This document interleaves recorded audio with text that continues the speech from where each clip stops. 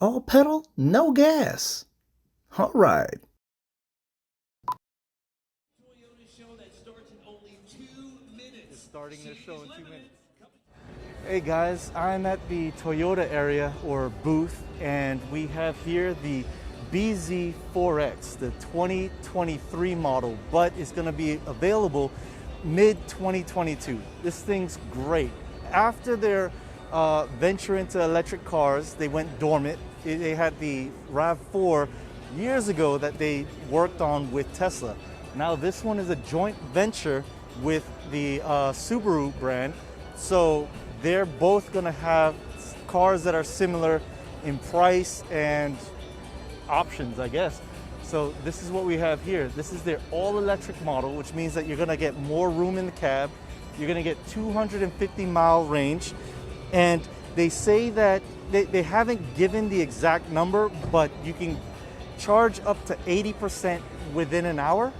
So that's, standard times for fast charging with the cars. You're not gonna charge up to 80% in 15, 20 minutes, but that's a respectable amount of time.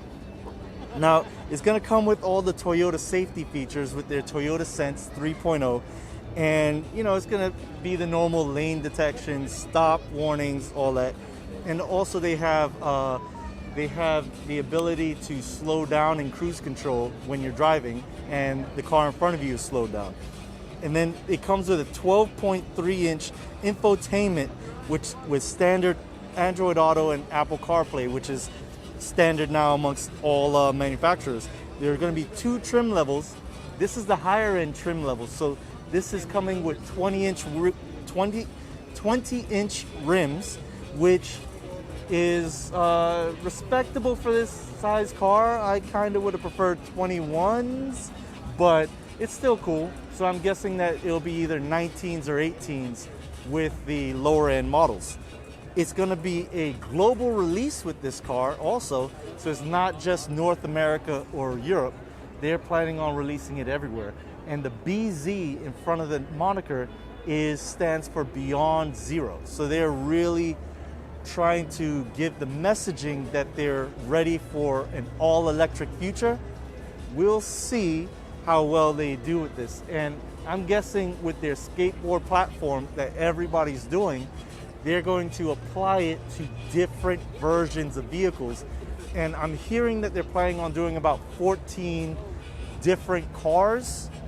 So we'll see how that works out, because Toyota has been dragging their feet the whole time, which makes sense because of what they've gone through. So Japan has had a lot of issues with the way that their environmental hazards have come about. So power isn't as ready in some cases with what happened in Fukushima.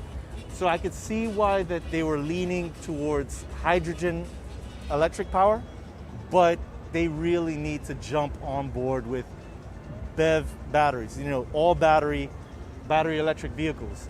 So it's good to see finally that they're moving along.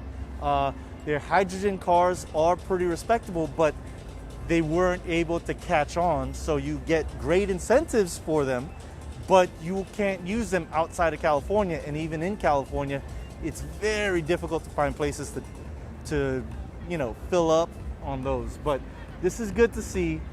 Finally, we haven't seen inside the cab yet outside of the press stuff. They don't have the doors open here, but it's a Toyota. Toyotas give respectable attempts with their cars, so it's going to be comfortable. It's going to have a nice ride. It's going to have a decent infotainment system, and it comes with Android Auto and Apple CarPlay. So you're going to get a Toyota with this. This actually looks kind of like a Mirai, to tell you the truth, but they're doing all right. So I look forward to seeing these and maybe test driving them in the future. So enjoy. We'll get back to you with some other stuff.